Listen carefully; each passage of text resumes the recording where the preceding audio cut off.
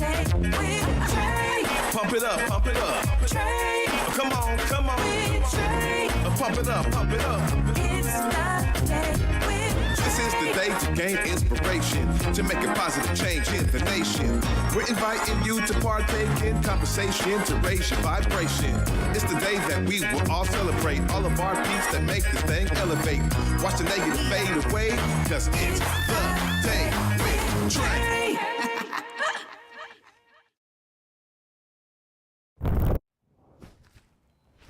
Grand Rising, everybody. Grand Rising. Welcome to the Day with Trae. I'm your host, Trae Holiday. I want to welcome you to a wonder-filled Wednesday. I'm really excited. My guest on the show today is Idris Goodwin, and he's here to tell us not only about himself as an author, but also a new book, Your House is Not Just a House, and the work he's doing with the Seattle Children's Theater. I'm excited to have him here and joining me today so we can dive into it later on in the show. But of course, it is the top of the show, y'all. So it's a perfect time to tag and share this stream right here. You know, however you're watching this show, share it with people who you feel could benefit from a daily dose of dopeness right here on the Day with Trae. And if you can't watch our TV show, we still got you covered, okay? Just listen to us anywhere you find your favorite podcast by searching Converge Media Network and the Day with Trae on whatever platform is your favorite. We're on all of them, so go ahead and search for us and you will find us there. Well, before I get into it with Idris later on, I gotta say, I'm inspired by him already before we even get into the interview. And that is the work that he is doing as not only an author, but working with the young people. Let me tell you, there's always a way for you to explore other opportunities, for you to utilize your passion, your skill set in a multitude of ways. You know, for me, for instance, right? I was loving theater since I was like 9. I got into it, movies, TV, film, modeling, all the things. And it's led me to where I am today. But along the way, there were some real significant moments in my life where I was able to pour into other people with the things that I loved. And I got to do a whole theater program at a private school. I got to create theater with young people and creative works and creative arts in different summer camps and arts camps. I'm telling you, I was able to utilize my love and my passion for the arts in so many different ways. And I'm encouraging you now. You know I'm going to remind you at the end of the show, but I'm encouraging you now because no matter what it is that you love to do, there's a way to pour into young people or into our elders. You know, take your skill set to senior centers. Figure out if you can do a class. Maybe it's creative writing. Maybe it's media and you want to show them what podcasting looks like. It doesn't matter what you love to do. It could be adult coloring books, right? And taking them to amazing places where they never would have been able to see this if you didn't introduce it into their world. So I am telling you right now that I'm inspired because Idris is not just an author. He's like, well, of course I could write books, but he's writing books that are children's books. And then he's doing some additional work. And before I left it all to the end of the show, I thought we would start there because I too realized throughout my own journey, there have been some amazing points in time where I was able to pour into young people in a real impactful way. And years later, having someone who was in one of my programs tell me how that was a launching pad for them to dive into their own creativity or explore artistic works of their own variety throughout their lives and in their communities. That's what I'm talking about. Sometimes we have to be that first spark, y'all. And you know, I'm always telling y'all to be inspired because no matter what it is that you want to do, there's some way that others could benefit from it. So after this short break, up next, we got Idris Goodwin in the building. And y'all know I'm excited to talk to him about all the ways that he is using his artistry for the good of the community and, of course, about his new book. Y'all don't want to miss this. Stay tuned. You're watching The Day with Trae.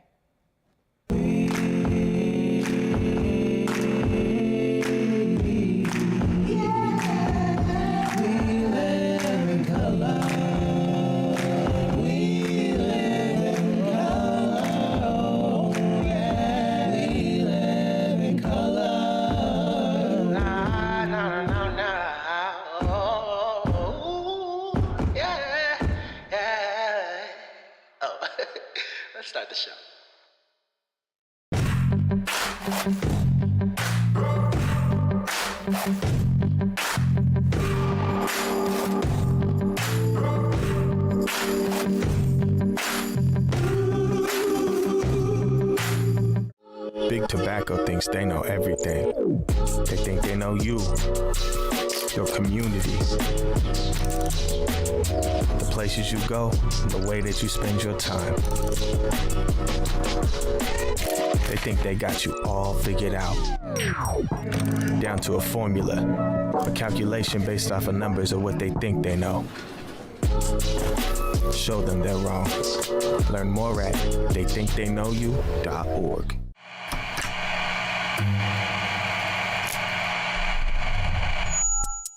Hello, welcome to Elite Insights with Carlos Imani.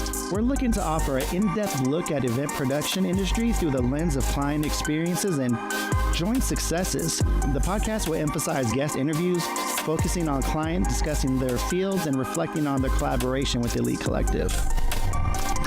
Again, you're with Elite Insights. Carlos Imani here. I'll see you guys in a few.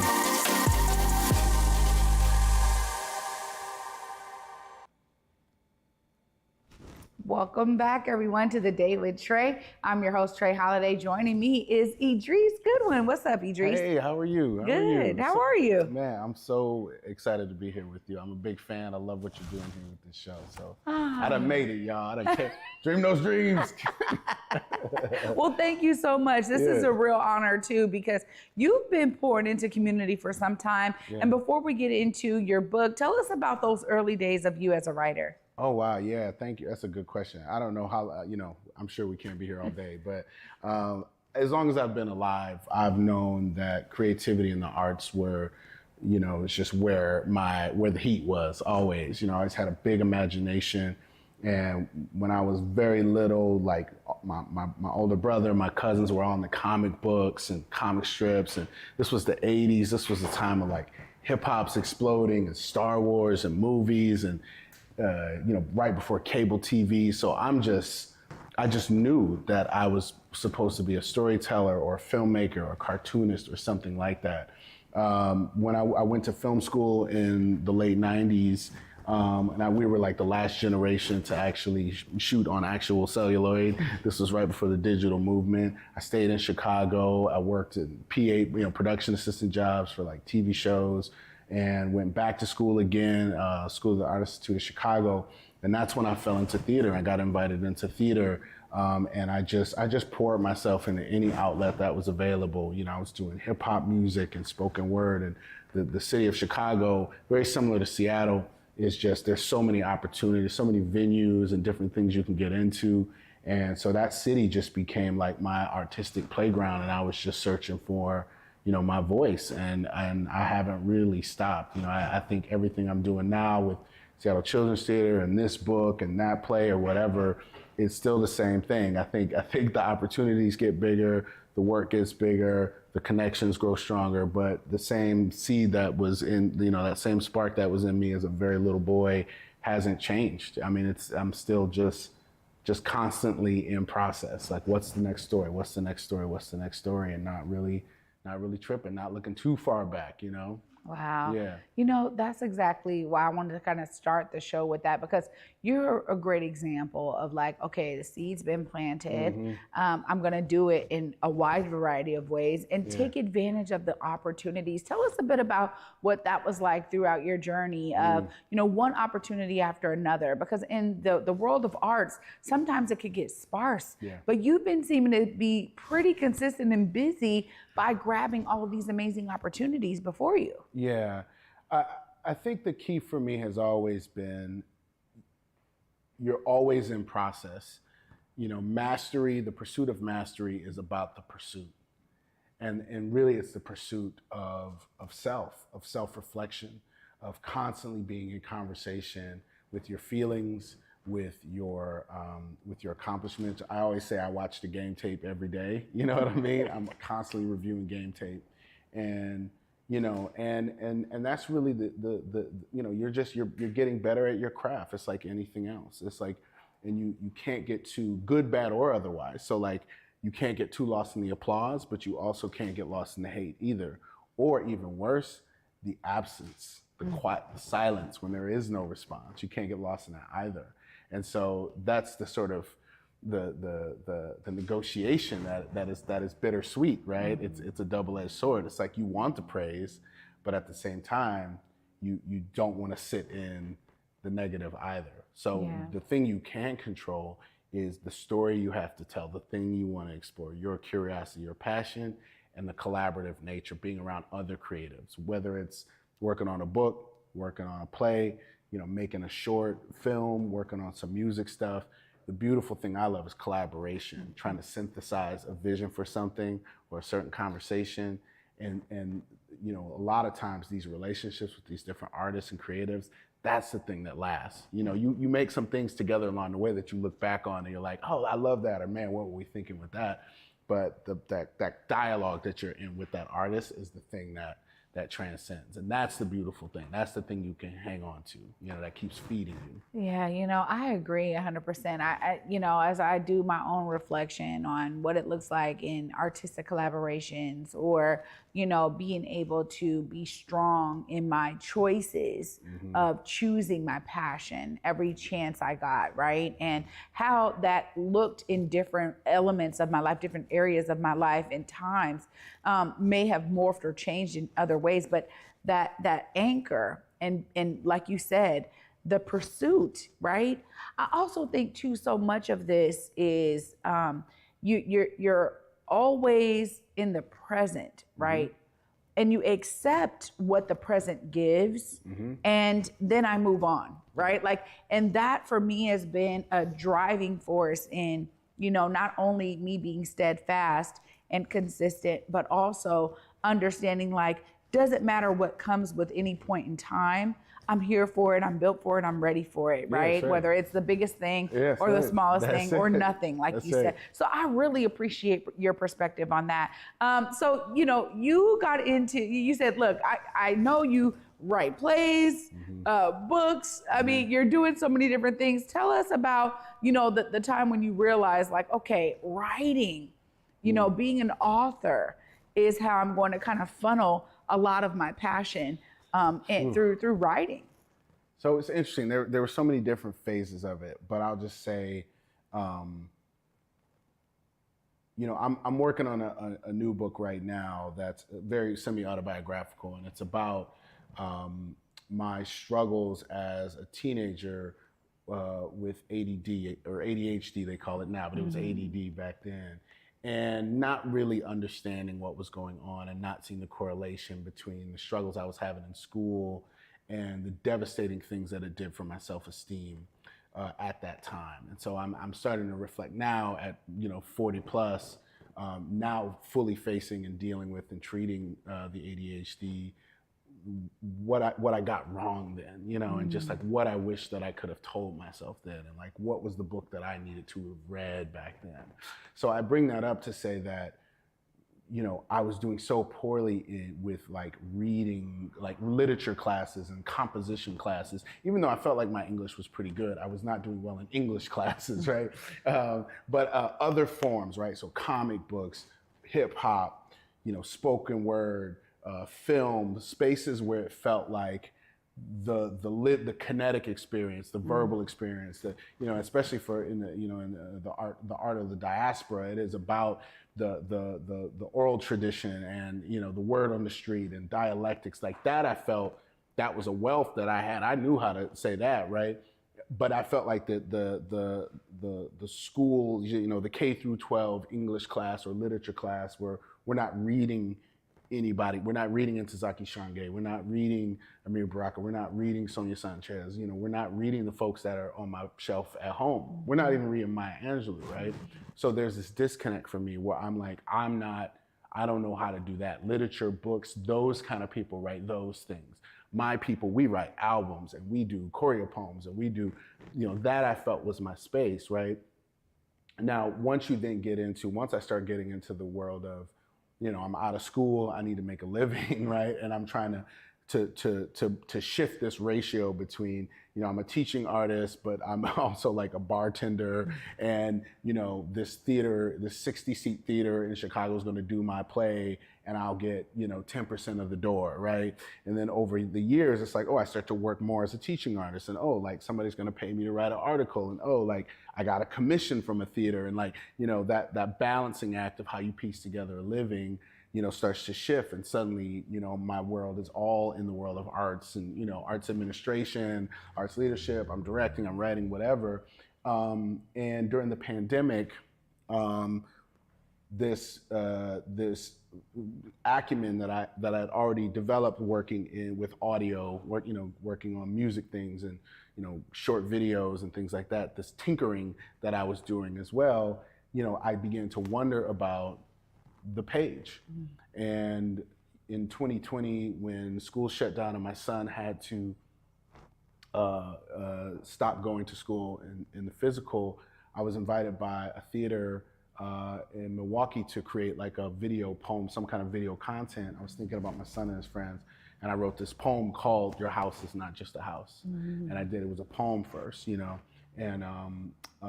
then as I started to think about, well, what are the other platforms now that theaters are dark right now, right? I just had all these other stories I wanted to tell. I'm reading all these picture books because I have 2 younger kids. Some of them I love, some of them I'm like, I wasn't even, you know what I mean?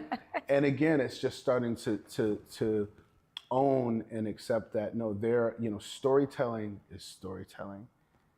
Good story, the fundamentals of a good story, irregardless of someone's age, will work. It will work. The once upon a time, is tried and true. And so whether you're on a page or you're on a stage or you're in my headphones, it doesn't really matter.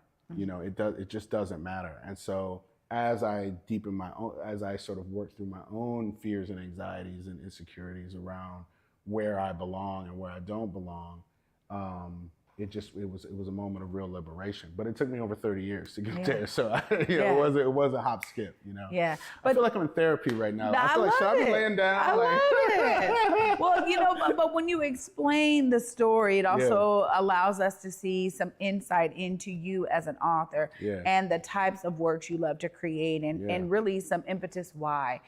So tell us a little bit more about Your House Is Not a House. What are folks? Oh, you mean that? Yeah, You there mean we this go. little There thing it that just is. popped up miraculously out of the side of the couch? I love the artwork, by the way, too. Yes. What is this story for young folks? Yes. So first off, shout out Lorraine Nam, who illustrated this book and really created a story out of it. I mean, the poem that I wrote was, much more sort of like a general message to young people, it seems your home is just walls, windows, and doors, but take a closer look. It's that and so much more.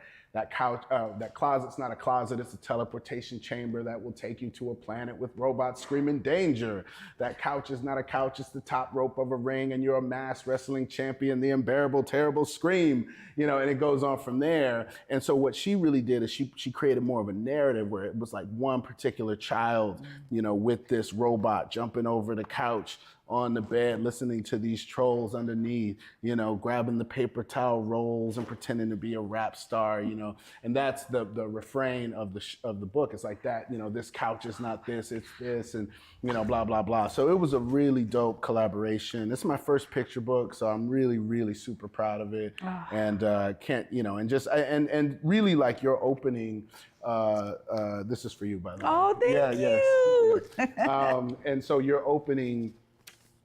Your intro, your monologue, which was really moving, I was like, that's the book. Like, that's what I'm trying to do, really. It's just, it's an invitation, not just to kids, but the parent that's, the adult that's reading it to the kids.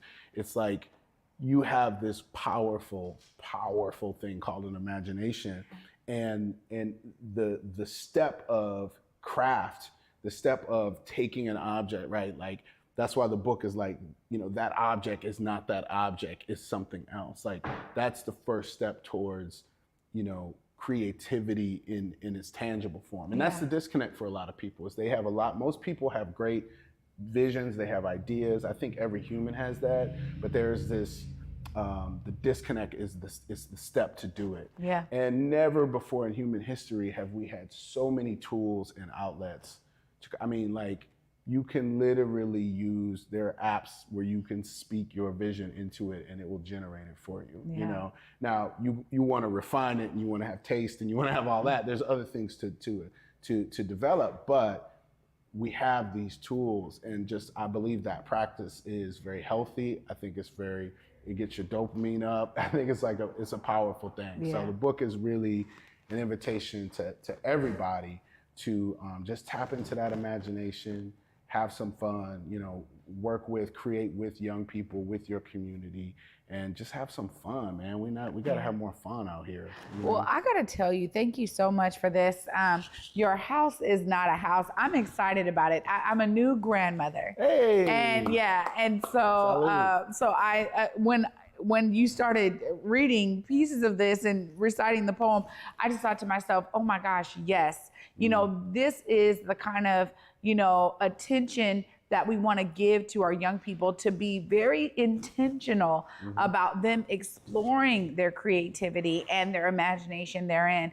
As adults, we get so bombarded by the boxes where it looks like we're supposed to fit in, that we forget that we have this great imagination that we can explore. And I love the innocence, not only of young people, but the fact that they don't have that, right? No. They're not, they have these inhibitions. They don't have that. Yeah, They are just like, I'm free. I'm let's going go. to flock. I'm going to love it all. Yeah. And it's interesting as I watch my sons get older. I have an 18-year-old and a 10-year-old, right? And watching them get older and them learning about how they are in the world, two young Black men, that I'm raising. And I always think, please don't lose that, right? Like, understand you still have the ability. Yes, the world is what it is, but you still have the ability to be whatever you want and to explore these different realms of your life that may create anchors for you along the way, where you can go back as a grown adult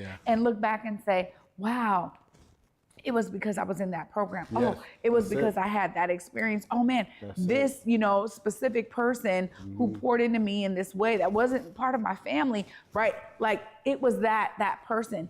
And I think back to what those were for me. So I absolutely adore this. Thank you so much Thank for you. giving me a Of copy. course. And you also do work with Seattle Children's Theater. Tell us more. Yeah, well, that was actually what I was gonna, when you were speaking about, the willingness and the readiness, right? Kids like stay ready so they don't got to get ready. Yeah. Right?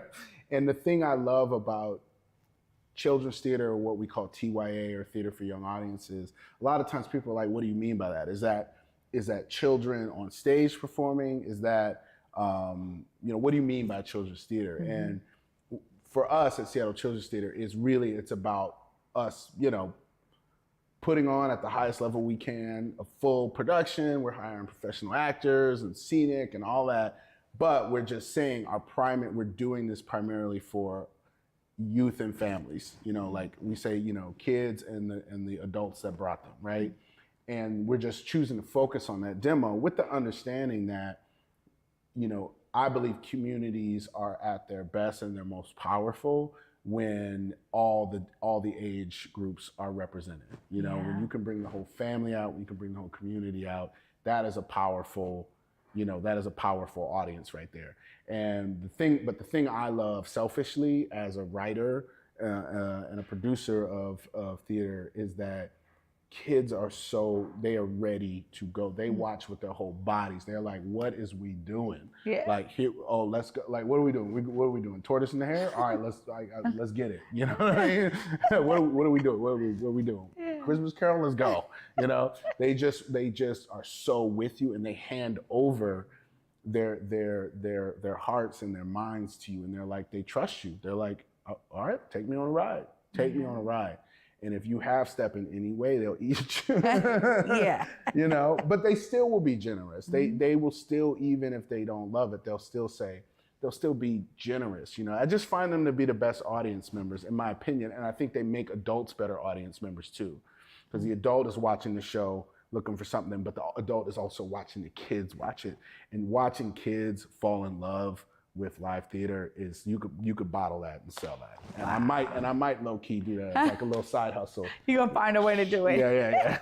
Well, I had some very serious experiences for me that were super impactful at Seattle Children's Theater. It was the first time that I got to volunteer as an usher. We would volunteer. My neighbor would take me and her daughter, to volunteer as ushers so we could see the shows. Nice. Oh, that's And great. this was like middle school days. So I was young, but I was like not a elementary school. Obviously you have to be a certain age to usher.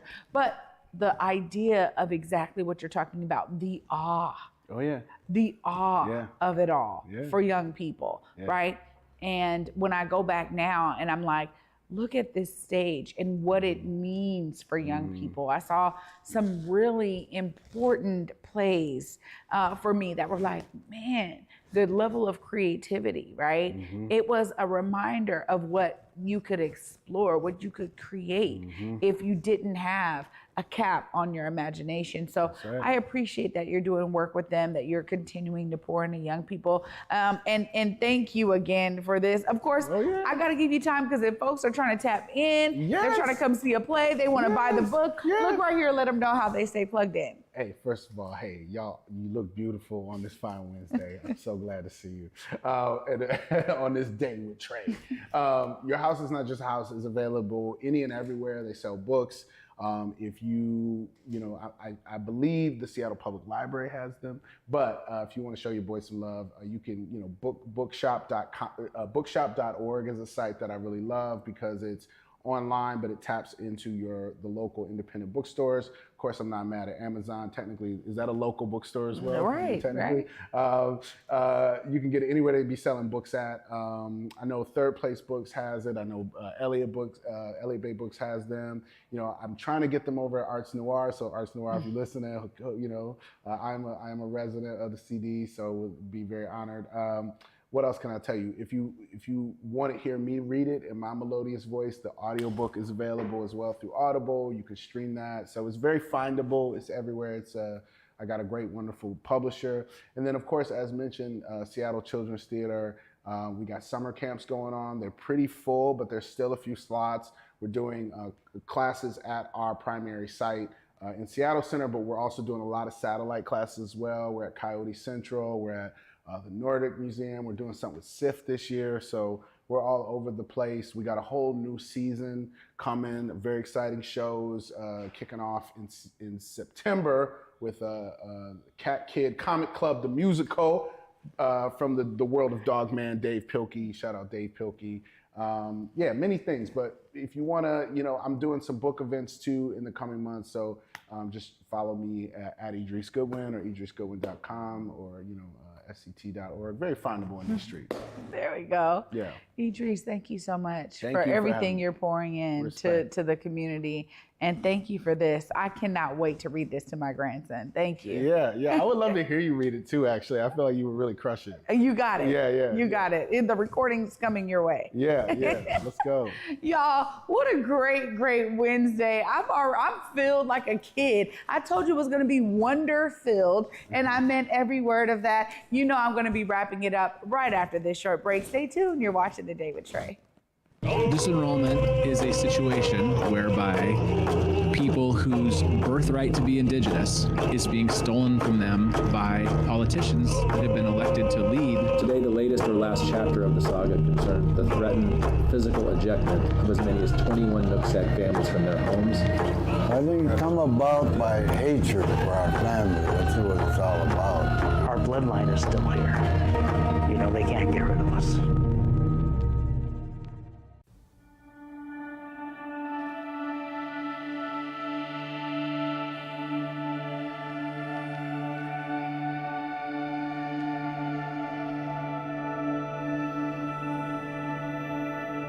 Here on Back to Besa, it's always been important to me that we uplift stories from across the region and that no matter where you live in the nation, you never have to miss a moment of the show as we continue to highlight the beauty, excellence, and resilience of our communities across the Pacific Northwest. Why? Because representation matters. So no matter where you live, be it the Central District or Centralia, Portland or Pullman, or anywhere across the country, I encourage you to join me on this Back to Besa journey by downloading the free Fox Local app on your phone or smart TV as we continue to elevate the very best in our communities. Seattle really is just a big neighborhood. It was a place for us to grow. We all have a gift of some sort. It's just my vision of what I see. Theater allows you to hit harder and be more. There's a sense of hope that your story will survive longer than you will. Stream on the Cascade PBS app or watch live. Fridays at 8:50 p.m. on Cascade PBS. Learn more at blackartslegacies.com. Welcome back, everyone, to The Day with Trae. I'm your host, Trae Holiday. I got to give a huge shout out to my guest, Idris Goodwin, today, author of Your House is Not Just a House. And that is so true. How many of us grew up with that very sentiment? You know, my brother we thought he was going to be a cop or a gun maker or something, because everything was a gun. It wasn't just his hands. It could be a cereal box. It could be Legos. It didn't matter what he had in his hand. Maybe that toilet paper roll was probably a gun for him at some point. So how many of us grew up with that layer of imagination as children, utilizing our house as our very first playgrounds?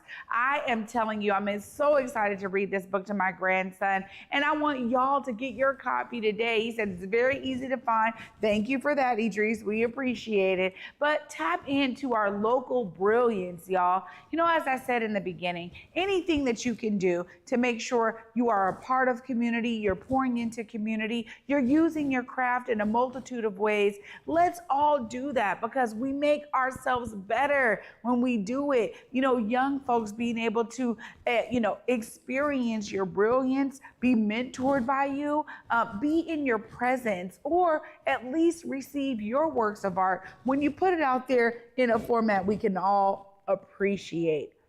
I want y'all to be inspired, because Idris definitely inspired me. You too can be a part of the solution, as he showed you he was here today.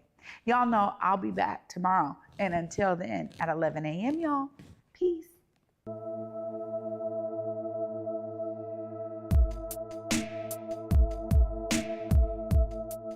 Converge Media produces culturally relevant content for Black and urban audiences. Our coverage is raw, transparent, and objective, praised by community leaders, government officials, and residents. Support Converge Media today via Venmo, Cash App, or PayPal at Converge Media.